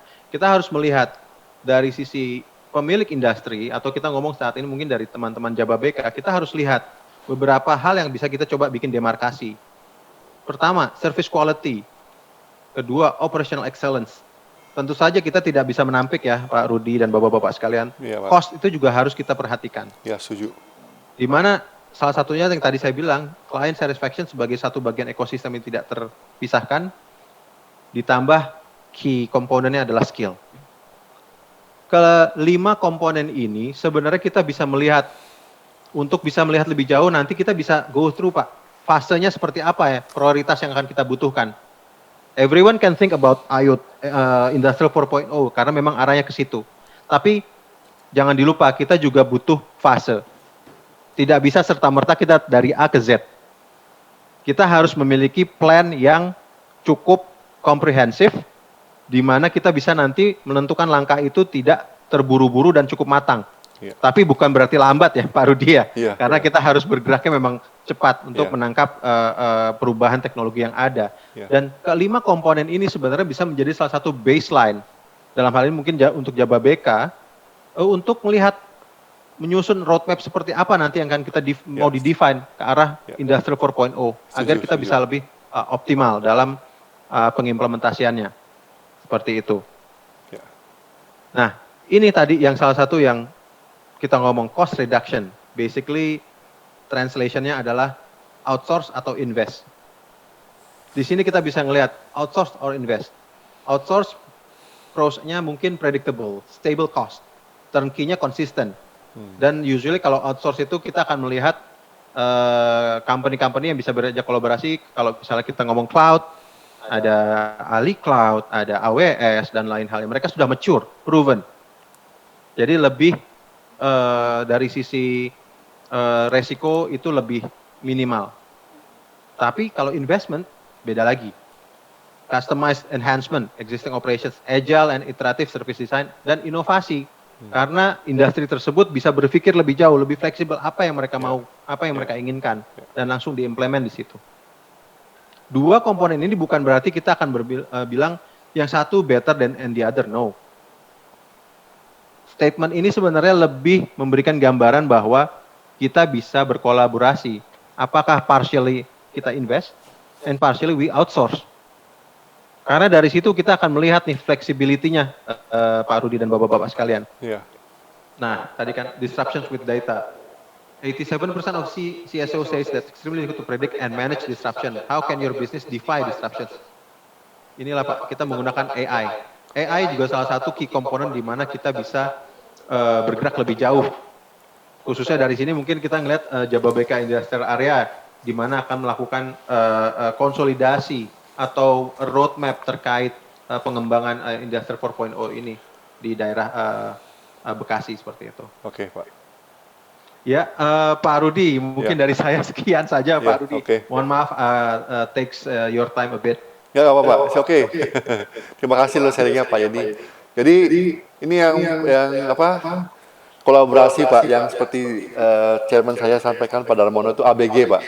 Akademisi, Businessman, and Government. Nah, sekarang kita langsung ke praktisinya nih, yang industrial list-nya dari Pak Kemal dan Pak Imam. Mungkin saya persilakan Pak Imam dulu, Pak Kemal ya. Habis ini baru closing remarks-nya mesti yang topnya. Oke, silakan Pak Imam. Pak Imam ini salah satu pelaku yang sudah mengimplementasikan Industri 4.0 di bidang logistik. Salah satu subunit di Jababeka itu Cikarang Dry Port. Silakan Pak Imam untuk sharingnya Pak.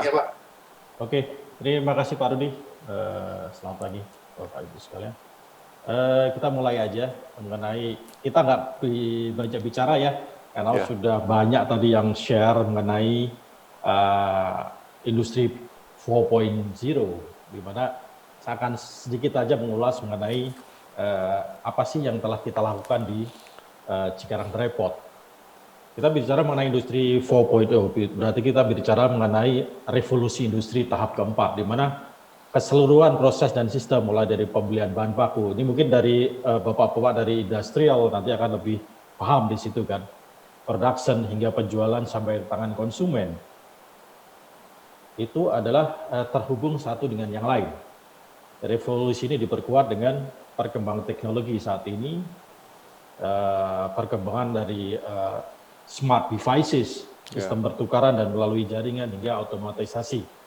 Nanti juga kita sharing mengenai Cikarang Dry Port, mulai kita dengan otomatisasi sampai kita coba step kecil dari proses digitalisasi dari Cikarang Dry Port. Perkembangan industri 4.0 ini menciptakan tantangan baru bagi dunia logistik, bagi kita ya pelaku bisnis yang harus ikut berevolusi dan bertransformasi. Ini kita mulai dari awal sampai sekarang kita ada beberapa step sehingga kita sekarang udah mulai beberapa sistem maupun aplikasi baru yang kita aplikasikan untuk customer pengguna dari fasilitas Cikarang Dry Port. Sedangkan Indonesia sendiri kita lihat sudah mulai masuk dalam tahapan revolusi industri 4.0. Tadi juga disampaikan beberapa contoh, tapi masih melihat dari gambar-gambar yang disampaikan masih perusahaan yang asing. Tapi sebetulnya dari perusahaan lokal atau perusahaan yang di Indonesia sudah mulai saya lihat pabrik menerapkan sistem jaring internet, mengundang akses informal dengan menggunakan internet, internal menggunakan internet, pengawasan karyawan, pembukuan pabrik, dan semua activity dalam pabrik itu, dalam factory itu terkonek dengan internet, atau istilahnya teman-teman sudah menyebut adalah smart factory, tadi juga disampaikan dari Pak Yedi juga.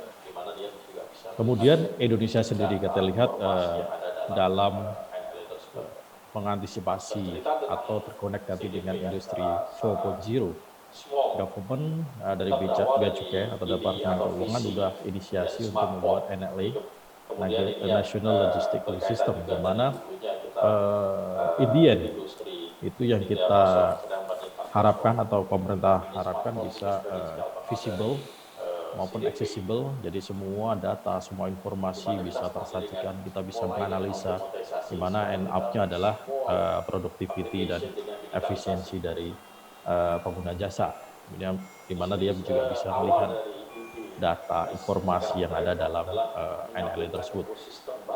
Bercerita tentang CDP ya, secara small, kita berawal dari ide atau visi ya, Smart Port. Kemudian ini yang berkaitan juga dari dulunya kita industri 3.0 sedang banding 4.0. Ini Smart Port ini sebagai cikal bakal dari CDP,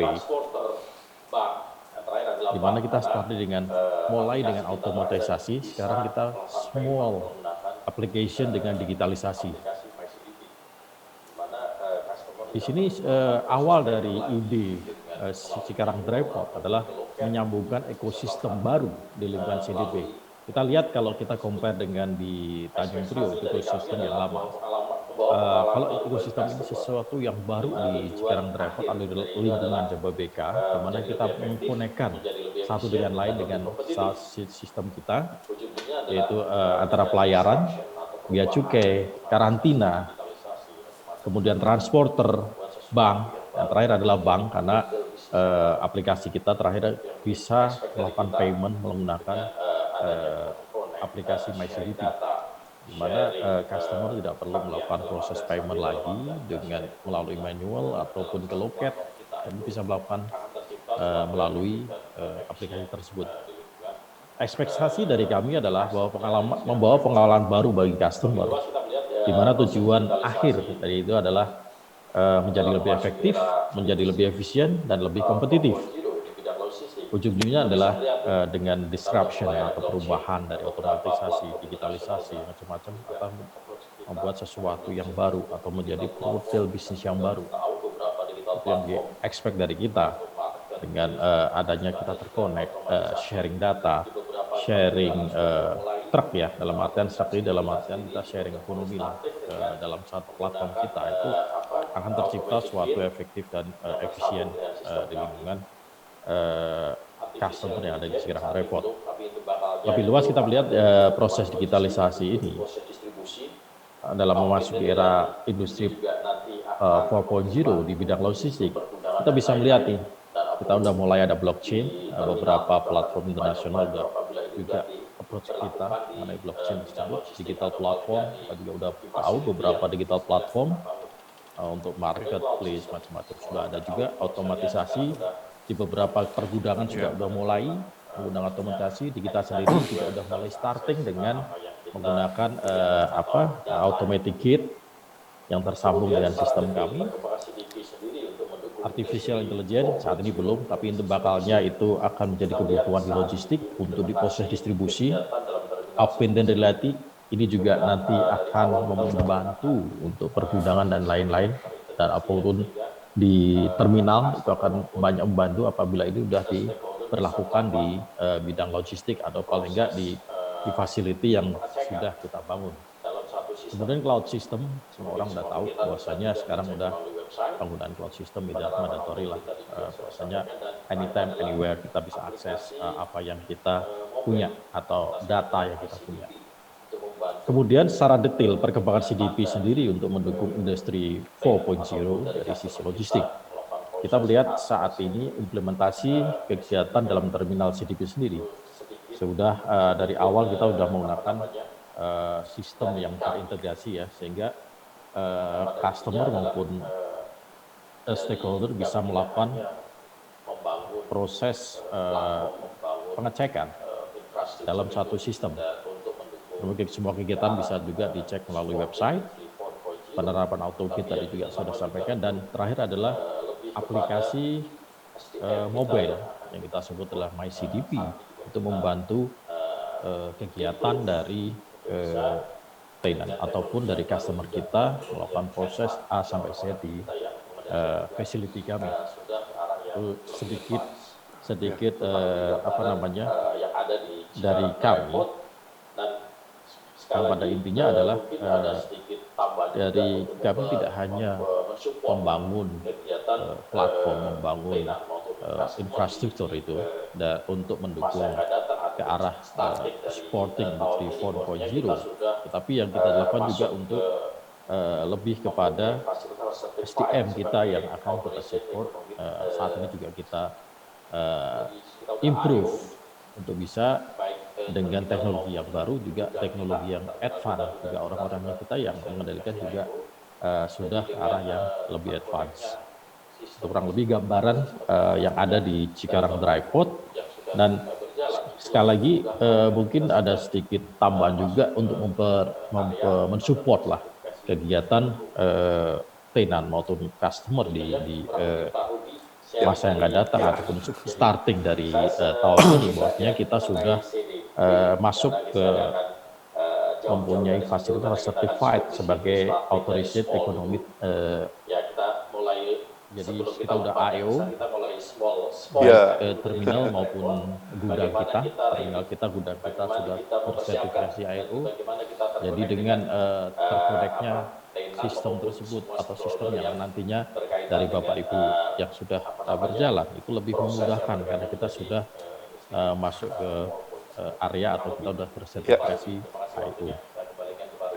Terima kasih Pak Imam. Jadi memang waktu flashback kami, Pak, Bapak-Bapak semua, waktu kemarin kunjungan tim Kemenperin memang mengapresiasi adanya Cikarang Dry Port di JBK karena salah satu penunjang daripada Industri 4.0 adalah kelancaran dari supply chain yang ada yang disupport oleh Cikarang Dry Port. Jadi Cikarang Dry Port ini memang plus point lah Pak, ada suatu blessing lah buat JBK, sehingga JBK ini dalam pelaksanaan implementasi 4.0 itu sudah disupport oleh satu fasilitas yang utama, yaitu di bidang logistik. Jadi kita akan ke Pak Kemal sebagai panelisnya yang terakhir. Sharingnya dari Pak Kemal sangat bermanfaat Pak, karena seperti yang kita tahu bersama, Mattel Indonesia ini sudah full juga melaksanakan Industri 4.0. Silakan Pak Kemal sharingnya Pak. Mohon maaf nih Pak, harus menunggu. Pak Kemal mungkin masih mute. Plus point lah Pak, ada suatu blessing lah buat JBK. Oke Pak. Sehingga JBK ini dalam pelaksanaan implementasi 4.0 itu sudah disupport fasilitas yang utama, yaitu jadi kita ke Pak Kemal sebagai panelisnya yang terakhir. Sharingin dari Pak Kemal sangat bermanfaat Pak, karena seperti kita tahu bersama, Mattel Indonesia ini sudah full juga melakukan. Sudah Pak, oke Pak, siap. Silakan Pak Kemal sharingnya Pak. Oh maaf nih Pak. Saya bukan pembicara kawakan seperti guru saya Pak Fadli. Pak Kemal mungkin masih mute. Iya, maaf. Jadi sekali lagi terima kasih atas kesempatannya. Jadi menjadi yang terakhir itu sebenarnya pressure buat saya karena jarak antara bapak-bapak dengan makan siang adalah presentasi saya.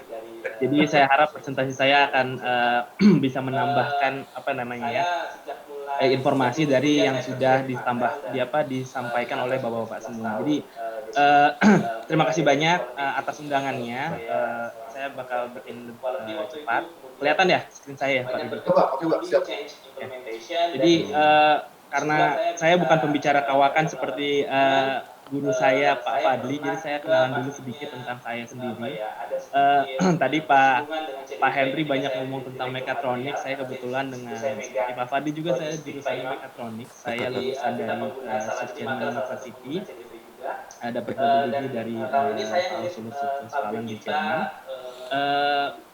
saya sejak lulus kuliah saya kerja di Mattel dan di Mattel sudah 11 tahun. Jadi mulainya dari quality engineer, walaupun saya seorang mekatronik, saya bekerja di quality waktu itu, kemudian banyak berkecimpung di change implementation dan lean. Disitulah saya bisa banyak melakukan improvement. Saya pernah juga pastinya ada sedikit bersinggungan dengan CDP ketika saya menjadi direktur material, karena di situ saya megang logistik, Pak Imam. Jadi kita pengguna jadi Mattel salah satu pengguna CDP juga. Dan tahun ini saya ngelit pabrik kita di Mattel Diecast. Jadi saya sharing sedikit. Jadi karena supaya tidak salah apa itu Mattel, karena kadang orang tahu produknya tapi nggak tahu apa sih bahwa kami adalah yang memproduksi. Jadi Mattel itu seperti perusahaan Amerika lainnya banyak dimulai dari garasi gitu ya. Jadi kita mulai dari suatu garasi, dan nama Mattel sendiri tentu dari pendiri kita, Harry Simpson dan Elliot Henry. Sekarang markas kita sudah 75 tahun, jadi somehow Mattel ulang tahunnya sama dengan Hari Kemerdekaan Indonesia tahun 45. Jadi 75 tahun. Markas kita sekarang di California, di El Segundo. Kita punya produk pastinya, saya yakin bapak-bapak ibu salah satu produk kita, karena kita salah satu consumer produk terbesar di dunia, ada di 170 negara, punya kantor di 43 negara, tentunya kita mencapai kedudukan. Pabrik Mattel di Indonesia sendiri, kalau saya bilang adalah salah satu pengguna pertama Jababeka, atau mungkin nggak pengguna pertama, tapi salah satu awal lah ya untuk dengan pabrik di Jababeka. Mungkin dulu saya juga bingung, sekarang tahun 92 mungkin masih hutan semua. Kita bikin pabrik kita di Jababeka 1 waktu itu, di Jababeka 5, Jalan Jababeka 5. Total land areanya sekitar 44,5 hektar gitu ya. Kita sekarang produksi Barbie di plant Hot Wheels. Sedangkan pabrik kita yang kedua di Jababeka 2 saat ini memproduksi Barbie. Total employee kita ketika low itu sekitar 4.000, ketika peak kita bisa sampai 6.000. Ya, tadi saya banyak dengar tentang tentang technical industry 4.0, dan ketika lihat pembicaranya, panelisnya, saya bilang saya kayaknya nggak perlu ngejelasin industry 4.0 itu apa. Jadi saya bilang saya akan cerita tentang roadmap. Nah, banyak. Jadi ini kita bikin roadmap juga nggak langsung jadi. Jadi Mattel sendiri sebenarnya belum punya roadmap yang custom, tapi akhirnya kita bikin konsep 5 step ini. Kita mulai dengan pre-industry 4, kemudian connected factory, MOS, smart factory, kemudian baru kita ngomongin integrated global supply chain, karena pabrik atau manufacturing area adalah bagian dari global supply chain. Kalau kita ngomong kenapa sih ada pre-industry-nya, Pak? Kenapa kita berani sih, kenapa Mattel berani untuk mulai ke industri 4.0 gitu ya? Saya ketemu sama tim Kemenperin mungkin dari 2017, 2018 gitu ya. Saya ngelihat strukturnya kok kayaknya belum ready gitu ya. Nggak pernah nih ada pertemuan saya kenal sama bisnis lain atau area manufacturing lain yang menjalankan industri 4.0 itu sangat jarang gitu ya. Tapi lately itu situasinya sangat membaik gitu ya. Walaupun mungkin kita harus mengejar ketertinggalan dengan negara lain, tapi the situation is never been better gitu. Jadi our infrastructure itu getting much better, both OT dan IT. Jadi OT-nya bagus, kita punya automation yang baik, proses capability kita meningkat, produk-produk Indonesia makin dipercaya, dan perlu Bapak tahu bahwa 70%, 80% Barbie di dunia itu dibikin di Indonesia. Jadi Barbie yang kita buat diekspor, kemudian diimpor kembali untuk dijual juga di Indonesia. Jadi 70% produk di dunia, Barbie di dunia adalah produk Indonesia. Jadi dari segi OT kita dipercaya, dari segi IT yang tadi sepertinya sudah banyak yang bilang bahwa network arsitektur kita juga sudah mulai ready, security dan reliability-nya sudah bagus. Dan yang paling penting sebenarnya adalah people ya. Jadi tadi banyak yang bilang tentang lean ya, bagaimana people harus berpikir tentang agility, adaptability, dan itu yang kita rasa kita sudah siap. Jadi kita punya kuesioner bagaimana suatu pabrik, kita punya pabrik ada 9 di seluruh dunia, bagaimana suatu pabrik boleh mulai menjalankan industri 4.0 kalau prerequisite sudah ada. Ya, jadi 3 hal atau 2 hal ini yang harus ada. Ya, baru kita bisa mulai ke connected factory. Kenapa connected factory? Kita nggak sebut smart factory. Kita nggak berani sebut smart factory karena smart factory menurut kita yang kita pelajari itu far beyond connectivity. Ya, jadi kita mulai dengan connected factory. Tentunya tadi bapak-bapak, saya lupa siapa yang bilang bahwa kalau bikin roadmap jangan terburu-buru, tapi yang make sense sesuai dengan kapasitas. Itu yang kita coba buat. Jadi kita fokus di connected factory. Mungkin sudah berapa tahun ya, 2 tahun terakhir saya banyak banget belajar dari timnya Pak Fadli. Itu ketika kita ngomongin connected factory, baik menggunakan Schneider maupun tidak. Contohnya yang terakhir kita mencoba untuk mengimplement building management system, itu adalah bagian dari connected factory, belum sampai smart gitu ya. Tapi tentunya setelah connected factory ini kita punya banyak data. Nah, disinilah kita akan mencapai proses berikutnya.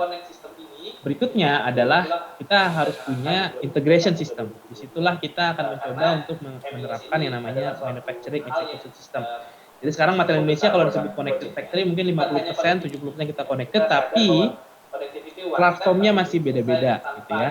Platform masih beda-beda sehingga kita sedang dalam proses untuk mencari platform yang bisa mengintegrate. Contohnya HR, seperti tadi contoh banyak kan, ada software, ada web.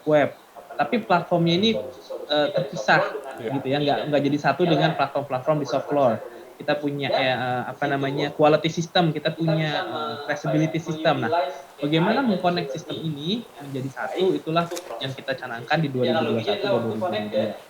Karena MES ini adalah suatu hal yang cukup besar projectnya, bukan hanya connectivity gitu ya. Kita sadar bahwa connectivity one step tapi belum selesai tanpa ada MES. Kenapa perlu MES? Karena akhirnya untuk manufacturing level adalah kita harus bisa jadi smart factory. Smart factory artinya kita sudah mengintegrate solusi-solusi kita di soft floor dengan ERP dan dengan PLM atau product lifecycle management, sehingga di situ kita bisa mengutilize AI dan machine learning dengan baik untuk proses optimization. Jadi analoginya adalah waktu connected yang mengoptimize bukan AI, bukan machine learning, masih tim proses engineering berdasarkan data yang sudah lebih real time, yang sudah lebih baik. Tapi begitu sudah smart factory, harusnya factory itu sudah mengutilize machine learning sehingga optimization-nya juga bukan lagi improvement yang real dalam waktu jam-jaman menit-menit, tapi setiap detik adalah proses seperti itu. Jadi kita canangkan smart factory kita baru bisa itu mungkin setelah 90% connected gitu ya.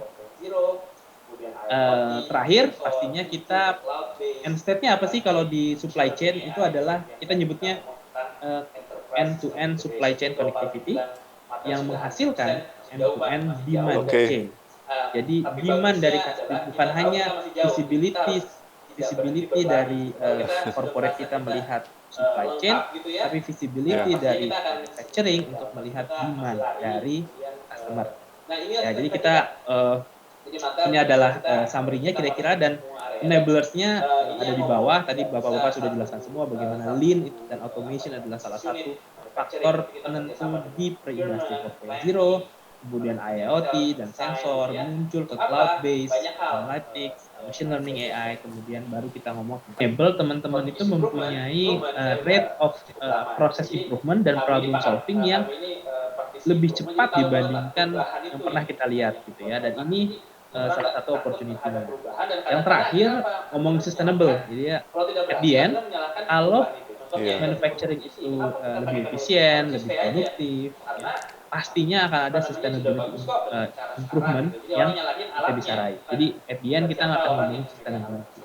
Challenge-nya sendiri apa sih? Challenge-nya yang paling besar adalah ketakutan akan perubahan. Dan ini common untuk semua. Jadi saya baru di industri 4.0, mungkin baru setahun 2 tahun, tapi kalau ngomongin continuous improvement saya udah cukup lama gitu. Jadi kami ini praktisi improvement, jadi tahu banget lah perubahan itu yang membuat orang takut. Jadi orang nggak takut terhadap perubahan, dan kadang-kadang akhirnya apa? Akhirnya menyalahkan, kalau tidak berhasil akhirnya menyalahkan perubahan itu. Contohnya industri 4.0 ini sih, kenapa kita pakai teknologi? Harusnya stay aja. Karena sudah bagus kok dengan cara sekarang gitu. Jadi orang nyalahin alatnya, bukan siapa orang yang memegang alat tersebut. Kemudian juga yang kita lihat tadi, saya makanya senang banget ada education di sini, karena salah satu yang kita lihat challenge-nya adalah lack of education. Bagaimana orang mengerti apa itu industri 4.0 saja. Bapak tanya ke 10 orang, saya yakin 10-nya akan jawab beda-beda. Kalau orang pertama jualan IoT, dia akan jawab industri 4.0 adalah orang kedua, perusahaan kedua adalah jualan cloud, dia akan bilang industri 4.0 adalah cloud. Ya, jadi industri 4.0 ini punya perspektif banyak, education-nya kurang, saya perlu kita improve sehingga semua orang punya perspektif yang utuh, sehingga nggak ngambil separuh-separuh. Karena bahaya sekali ketika kita ngambil separuh. Nah, akhirnya apa? Karena tidak ada education lag di situ, banyak saya lihat ada talent gap. Jadi harusnya orang ini tahu ini gitu ya, tapi akhirnya karena nggak tahu role-nya dia membutuhkan itu, tapi talentnya nggak ada, kita pakai yang seadanya lah bahasa. Disinilah peran serta saya harap bukan hanya tentunya universitas, saya banyak bersama dengan universitas juga, tapi saya rasa memang manufacturing atau pengguna seperti kita ini perlu juga reaching them supaya kita punya talent yang lebih baik ke depannya. Jadi kayaknya harus dua arah seperti itu, dan Natel sih bekerja sama dengan banyak universitas, dan tentunya kita akan go further itu juga. Yang keempat adalah improve mindset sendiri. Jadi jangan berharap setelah connect gitu ya semuanya sudah selesai gitu. Jadi ini adalah suatu journey yang nggak akan selesai dalam waktu 5 menit, 5 hari, 5 jam, 5 tahun. Adalah terus. Karena apa? Teknologi itu evolve gitu ya. Tadi Pak Fadli bilang adalah the new industry gitu ya. Saya yakin presentasinya Pak Fadli tahun depan beda lagi gitu ya. Karena apa? Karena yang ditawarkan oleh saya pengguna, yang ditawarkan oleh teknologi provider makin tahun itu berbeda, dan saya lihat makin bagus gitu. Jadi perubahan itu adalah bagian dari evolusi industri 4.0 juga. Mungkin kita nggak bisa bikin 4.0A, 4.0. Saya juga nggak tahu kenapa industri 4.0 ya. Harusnya kalau gitu ada 4.1, 4.2, 4.3 gitu ya. Tapi industri 4.0 ini juga punya banyak fase di situ. Yang kelima, saya lihat challenge-nya adalah kita sering bingung membuat starting point. Nah, ini kita beruntungnya sebenarnya sudah mulai ada industri sudah ada di misalnya Jababeka, kemudian dengan kementerian memfasilitasi kita sehingga kita sama-sama belajar mulai dari mana. Dan ini komunitas yang baik menurut saya yang harus kita pertahankan. Yang terakhir, last but not least, kita harus sadar bahwa banyak perusahaan di Indonesia yang punya mesin-mesinnya itu mesin-mesin lama. Jadi legacy integration adalah one the most difficult situation. Kenapa? Buat perusahaan baru, udah kita beli kita bikin pabrik baru tahun 2017 di sini, kita beli mesin yang sudah industri 4.0 ready, sudah tadi UPC UA ready gitu ya. Tapi mesin-mesin kita yang lama, PLC-nya masih tipe yang 23 tahun, 25 tahun yang lalu gitu ya. Itu membuat banyak sekali investment yang dibutuhkan untuk industri 4.0. Tapi sebenarnya itu bukan industri 4.0, ya. Bukan industri 4.0 saja gitu. Jadi industri 4.0 itu nggak mahal sebenarnya. Kalau kita ngomonginnya connectivity, cloud, smart factory. Tapi device untuk bisa mencapai situ itu kadang-kadang mahal, dan saya sangat. Selamat siang nih Pak Kemal. Jadi memang kita dari Jababeka Industrial Estate sangat berterima kasih Pak. Mungkin ini presentasinya Pak Kemal ini bisa jadi arahan buat kita Pak, dari tim Jababeka Industrial Estate, karena sangat relevan dengan apa yang akan kita lakukan, apalagi yang namanya roadmap-nya itu Pak. Kami sangat membutuhkan. Jadi kalau saya boleh usul nih Bapak-Bapak semua, kita kalau melanjutkan ya, jadi kan sharing nih Bapak semua, Jababeka akan menjadi seperti quote-unquote provokator Pak, untuk membuat journey to industri 4.0. Nah, jadi mungkin kita akan bikin, kalau saya usul kita akan bikin FGD Pak, forum group discussion. Nanti kita semua yang terlibat di sini saya akan bikin FGD-nya. Nanti mohon saran arahan dari Bapak-Bapak semua supaya Jababeka ini harus bagaimana Pak? Supaya kita Jababeka itu in the right track, in the right way untuk menuju industri 4.0 yang sebenarnya. Memang saya sedikit memprovokot nih Pak Henry Paul di Admin Cikarang dan Pak Kemal menggunakan kata-kata sudah 100% implement Industri 4.0. Sebenarnya saya ingin encourage sih. Jadi sebenarnya keluar semua Pak, yang Pak Henry dan Pak Irma sampaikan hari ini nih, sebagai pelaku-pelaku yang real Pak di education dan di industri. Jadi nanti saya juga mohon arahan next-nya, kita akan memperluas lah Pak nanti FGD ini untuk Industri 4.0. Karena ini mau tidak mau seperti disampaikan oleh Pak Fadli juga, mau tidak mau, suka dan tidak, suka kita harus menuju Industri 4.0, IoT, AI, dan lain sebagainya, Pak. Dan JABK mungkin dengan segala fasilitas yang sudah ada, mencoba, Pak, untuk mempersiapkan jalan yang sana, gitu, Pak. Ini karena waktunya sudah mepet nih, nanti mungkin question answer-nya saya akan forward ke Bapak-Bapak masing-masing. Kita sudah 2 jam nih, lebih, webinar hari ini. Mungkin saya sangat berterima kasih Pak dengan Bapak semua. Boleh sharing Pak, closing remarks nih. Mungkin dari Pak Hyanto dulu Pak, sebagai wakil dari JABK Estate Pak. Pak Hyanto boleh closing remarks Pak. Terima kasih Pak Rudi.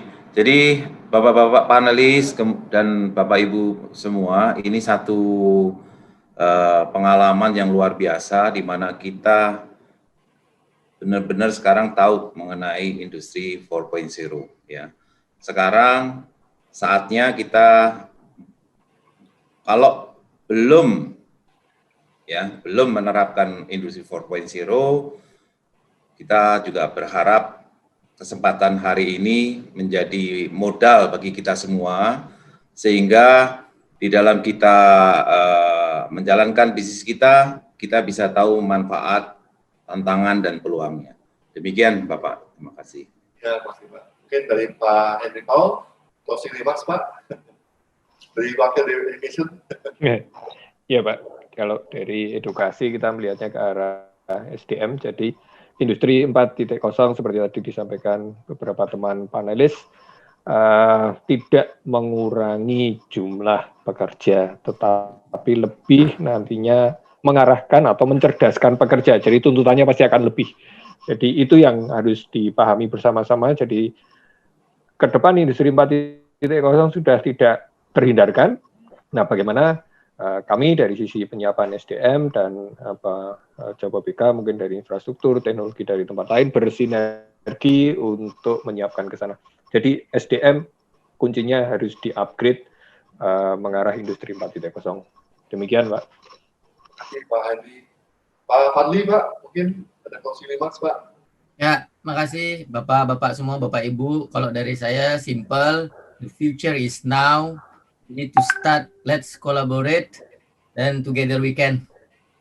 Terima kasih Pak. Saya senang tuh collaboration together. Ya, oke, mungkin dari Pak Edi Pak, dari IBM, silakan Pak, closing remarks-nya Pak. Ya Pak, sebenarnya sesuai dengan closing remarks dari Bapak-Bapak sebelumnya, memang kita harus akui bahwa Industri 4.0 ini itu inevitable ya Pak ya. Jadi it's not about challenge, tapi it's about opportunity juga. Dan kita memang harus melihat opportunity itu harus kita lakukan agar kita sendiri mungkin tentu saja di sini sebagai provokator utama dari JABK Industrial Estate ya Pak ya, di mana dengan kita mengimplementasikan Industri 4.0 ini secara umum juga akan bisa membantu perkembangan industri yang ada di Indonesia. Dan kita harus bergerak bersama-sama karena ini bukan one man show, ini adalah kolaborasi bersama, di mana kalau kita berkolaborasi kita yakin juga hasil yang didapatkan akan lebih maksimal. Seperti itu Pak. Baik, terima kasih Pak. Terima kasih Pak. Mungkin dari Pak Imam nih, dari logistik. Silakan Pak, closing remarks-nya Pak. Terima kasih Pak Rudi. Closing dari kami bahwasanya standar bahwasanya kita Industri 4.0 adalah sesuatu yang besar. Maka kita mulai dari small dulu dengan berkolaborasi. Itu aja dari kami Pak. Ya. Terima kasih. Pak Imam. Oke Pak, ini yang kimen kita Pak Kemal. Mungkin dari closing remarks-nya Pak Kemal. Ya, saya mau ngelanjutin kata-katanya Pak Fadli aja. Jadi, tadi the future is now, gitu kan ya. Dan saya punya statement, the future will be judging you by the decision you made today. Ya. Jadi, Jangan sampai nunggu karena you will be judged bad by yourself nanti in the future. Jadi don't wait. Thank you. Thank you Pak, bapak-bapak semua. Mungkin Dari sebelum closing, Pak Firmansyah, Pak Kemenperin coba. oh ya Pak, terima kasih. Mewakilin Kemenperin. Ya, silakan Pak. Ya, terima kasih Pak atas kesempatannya. Mungkin kalau dari kami pesan dari Pak Sony, terima kasih atas segala kesempatannya, dan terutama untuk platform Cindy Pak, Cindy 4.0 yang kami luncurkan, kami harapkan bisa ikut berpartisipasi dan juga nanti bisa paling tidak ikut pada saat acara peluncurannya. Kami akan kirimkan undangannya dan bisa dari Jababeka bisa ikut berpartisipasi di platform ekosistem Industri 4.0 tersebut, Pak. Baik Pak, baik. Nanti kami siap join Pak. Terima kasih Bapak-Bapak semua. Mungkin sebelum kita foto bersama Pak, ini saya mau informasikan webinar selanjutnya dari tim Jababeka Infrastruktur. Jadi melanjutkan tadi yang opening dari kami, tim Jababeka Infrastruktur di bawah pimpinan Pak Cahya Diraharja sebagai satu direktur juga di Jababeka akan mengadakan beberapa seminar mengenai building di Industri 4.0 yang bekerjasama dengan Presiden University dan juga beberapa industrialisis. Jadi yang pertama, making Industry 4.0. Is it still visible? Is it still visible? Itu hari Kamis tanggal 26 November 2020 jam 10.30 sampai jam 11.30. Yang kedua, Industry 4.0. Technology Enabler is already around you. Itu hari Kamis tanggal 17 Desember 2020 jam 10.30 juga dan sampai 11.30. Yang ketiga, Industrial Transformation Towards Industry 4.0 hari Kamis tanggal 14 Januari 2021 jam 10.30 sampai 11.30. Dan yang terakhir, Connect People to Build Industry 4.0 Ecosystem through FabLab. Itu hari Kamis tanggal 28 Januari 2020 jam 10.30 sampai 11.30. Jadi ini mungkin bagian dari roadmap yang Jababeka Industrial Estate akan lakukan menuju ke Industri 4.0. Ini informasi yang saya sampaikan. Mungkin kita bersama-sama boleh foto bersama Pak. Ini sekarang foto bersamanya virtual Pak. Oke Pak, kita siap-siap ya. 1, 2, 3. Sekali lagi Pak. Oke, terima kasih Pak. Terima kasih Bapak. Terima kasih, Pak. Terima kasih semua Bapak-Bapak. Terima kasih Pak. Salam sehat selalu Pak.